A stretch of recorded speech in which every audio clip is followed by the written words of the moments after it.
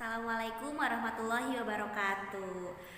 Hai semuanya, apa kabar? Semoga kalian dalam keadaan sehat walafiat dan selalu tetap semangat menjalani kehidupan ini. Kali ini kita akan belajar tentang faktor pendorong globalisasi.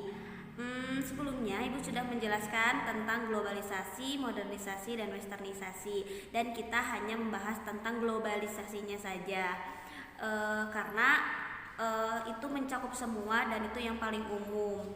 Dan mengapa Ibu mengajarkan juga modernisasi dan westernisasi itu hanya untuk tambahan kalian agar pas nanti materi selanjutnya kalian langsung terbuka gitu wawasannya. Kemudian sudah dijelaskan juga kemarin ciri-ciri sebuah globalisasi itu kayak gimana. Terus guys, sekarang ini tentang faktor pendorong globalisasi. Ada 3. Kalian harus mempelajari ini. Kenapa? Tujuannya kalian harus mengerti kalau misalkan sebuah fenomena globalisasi dalam bentuk perubahan sosial ini itu nggak tiba-tiba datang, itu ada faktor pendorongnya, ada yang didorongnya agar terjadinya fenomena ini. Seperti itu. Sebelum mulai, terima kasih banyak sudah menonton, kemudian simak apa yang Ibu jelaskan, siapkan catatannya karena nanti akan difotokan dan dikirimkan ke classroom seperti biasa. Oke, kita mulai. Faktor pendorong globalisasi itu yang pertama ada kemajuan ilmu pengetahuan dan teknologi. Oke, maksudnya kita ini ilmu pengetahuan dan teknologinya udah maju.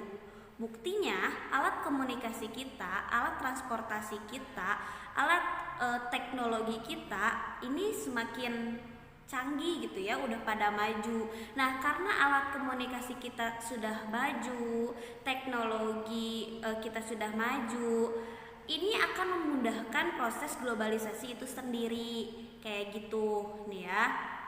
Misalkan adanya satelit, adanya handphone, adanya internet gitu kan ya. Itu tuh memudahkan kita untuk mengakses segala informasi, mengakses segala bidang gitu ya, di luar negeri kita kayak gitu ya. Jadi karena kita mendapatkan akses komunikasi yang tidak ada batasnya gitu ya, karena kemajuan ini globalisasi makin lancar seperti itu. Kemudian alat transportasi kita itu sudah maju banget gitu kan ya. Kita ada kereta, kita ada pesawat, kita ada jalan tol gitu kan ya. Terus akses jalan, akses hubungan satu sama lain, transportasi itu sangat mudah. Dan karena adanya kemudahan ini, globalisasi pun semakin lancar, semakin cepat, di mana sebuah perpindahan, sebuah pengiriman informasi, sebuah pertukaran budaya, pertukaran ekonomi itu gampang karena adanya kemajuan ilmu pengetahuan dan teknologi itu. Contohnya alat komunikasi yang maju, transportasi yang maju, dan tadi tuh contohnya satelit, handphone, jalan tol, pesawat, dan lain sebagainya. Seperti itu ya. Oke, yang kedua adanya terbukanya sistem perekonomian negara. Oke, pendorong globalisasi itu karena adanya terbukanya sistem perekonomian negara, di mana setiap negara saling bekerja sama untuk saling menukar produknya kayak gitu nih ya. Jadi kalau misalkan dalam sebuah negara mempunyai sebuah produk, kemudian diinvestasi sama pemerintah, didukung sama pemerintah, terus produk itu masuk ke negara lain sangat terbuka, boleh sok mangga produk kamu masuk ke negara kami, asal produk kami juga masuk ke negara kamu kayak gitu. Nah, pertukaran itulah yang membuat sebuah globalisasi lancar. Terbukanya sistem perekonomian seperti itulah makanya globalisasi lancar, di mana misalkan di Korea apa di Jepang mengirimkan produk Samyang misalkan gitu ya. Samyang itu dari negara mana sih, lupa Ibu ya, dari Korea kalau nggak salah ya. Kalau salah benerin ya tolong. Pokoknya mah misalkan ya kita halu aja. Mie instan Samyang itu dari Korea. Indonesia mau masuk produk Samyang dong, boleh nggak? Misalkan gitu ya. Kata Indonesia teh, oh iya boleh, asal Indomie masuk ke Korea juga. Nah masuk aja itu teh ya. Misalkan, terus misalkan produk-produk lainnya ya kayak IKEA, misalkannya IKEA, tahu kan IKEA, perusahaan IKEA itu furniture dan lain sebagainya. Itu kan ada nih di Indonesia. Boleh nggak kita buka usaha IKEA di sini, buka cabang di Indonesia? Kata IKEA teh, kata Indonesia teh, oh iya boleh, asal di dalam IKEA ada produk asli kita gitu ya, kayak kursi dari bambu, kayak terus bahan rajutan gitu ya, terus tuh pokoknya mah barang-barang dengan kearifan lokal kita ikut dijual di IKEA.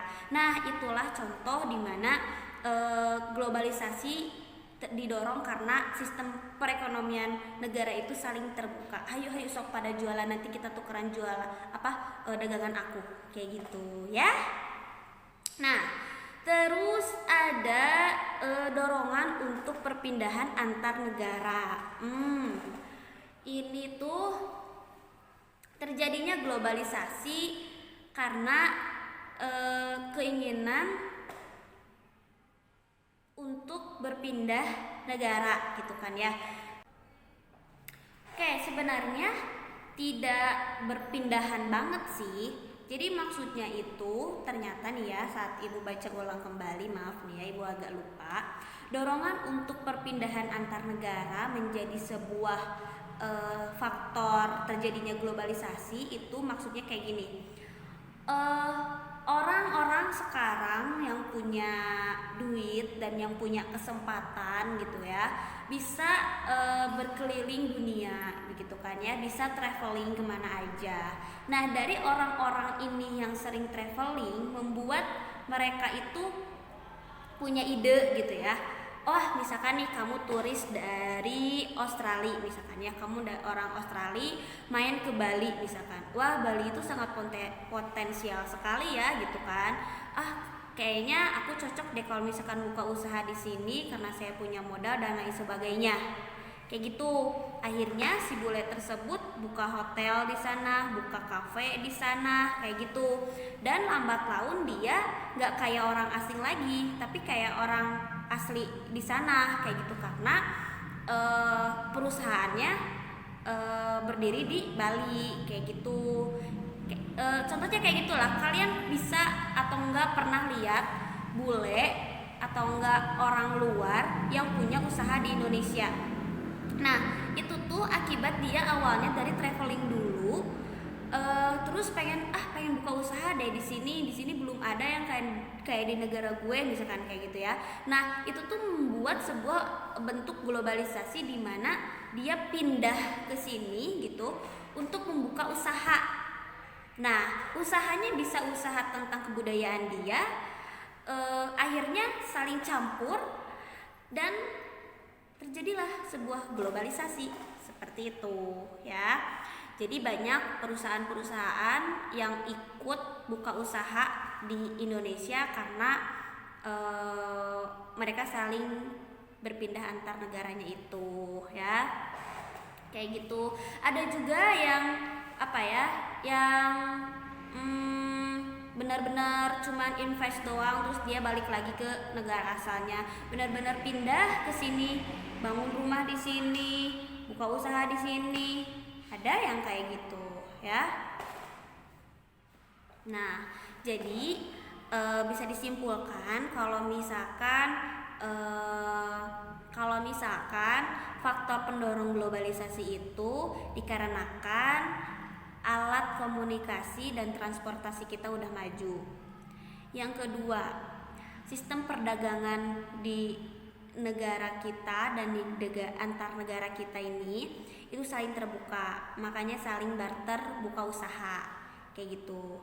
Terus yang ketiga adanya perpindahan antar negara, di mana seseorang yang melakukan perjalanan di suatu negara dan menurut dia tertarik untuk membuka usaha, bisnis atau investasi di negara yang dia sedang liburan itu akan menimbulkan sebuah bentuk globalisasi apabila dia benar-benar pindah, benar-benar buka usaha di sana. Kayak gitu, ya. Oke, penjelasan dari Ibu sudah cukup. Semoga apa yang Ibu sampaikan bermanfaat. Apabila ada yang ingin ditanyakan, tanyakan saja, jangan sungkan. Semangat terus belajarnya, jangan lupa fotokan catatannya. Wassalamualaikum warahmatullahi wabarakatuh. Maafin Ibu ya kalau misalkan ada salah-salah kata.